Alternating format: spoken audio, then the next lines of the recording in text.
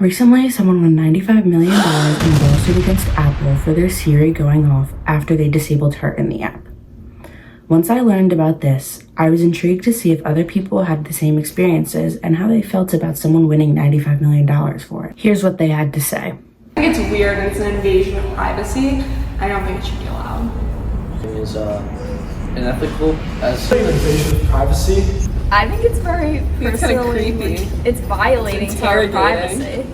It's an invasion of privacy. We're getting spied on. They can hear you always. But the fact that they keep all the things you've asked in a log, I feel like that's also an invasion of privacy.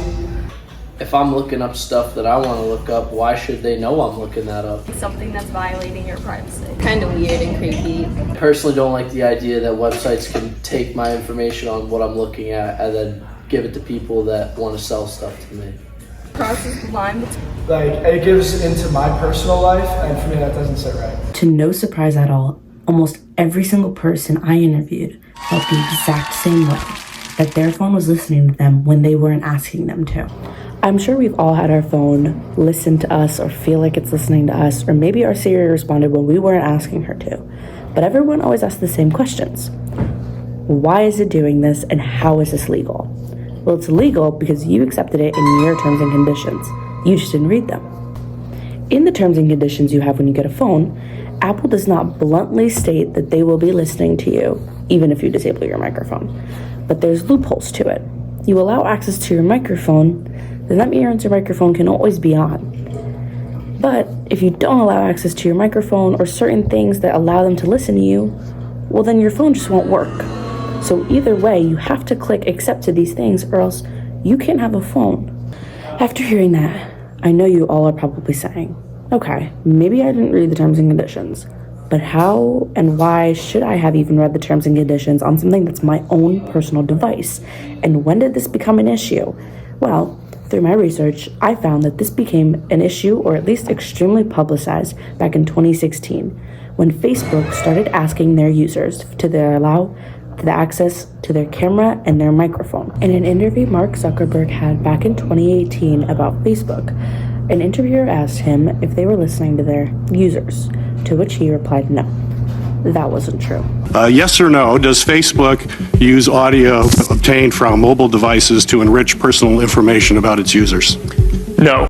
Back in 2016, when all of these new terms and conditions started popping up in Facebook, it sparked a large outrage on social media.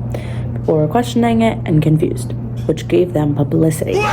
Publicity is why some people think this all started. The whole listening into your conversations, people think it's because Facebook wanted to publicize itself and make it more known, and doing a big scandal like this would push it out to the world, in which it did. Although it may seem like it, the phone listening to you or any device listening to you does not have everything to do with Facebook. It also has to do with direct-to-consumer marketing.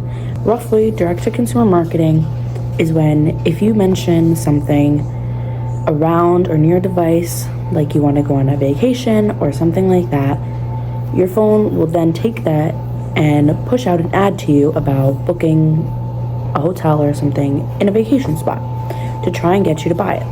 While in theory this may seem like a good tactic, people are creeped out by it. They know they want to go on a vacation because it's listening through the audio and the searches that you're making, which for some people just doesn't sit right with them. To show you guys how direct-to-consumer marketing works, I took it upon myself to allow my phone to do it to me. What you're going to see next is me talking to my phone about going on a vacation. And then, not even 3 minutes after, I was given an ad about booking a vacation. I want to go on vacation. Going to St. Kitts, going to Cancun, going to Aruba, going to Hawaii. Flights, planes, JetBlue, United. That's all I got.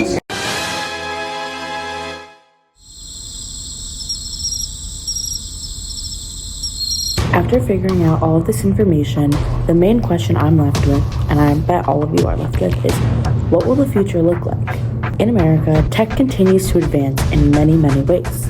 But will it advance too far? As tech investor Peter Thiel says, the world's not getting more transparent, it's getting more tracked.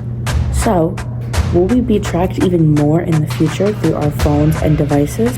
And what will be used out of tracking us? Will it continue to be the direct-to-consumer marketing, or will something new emerge that's even more suspicious?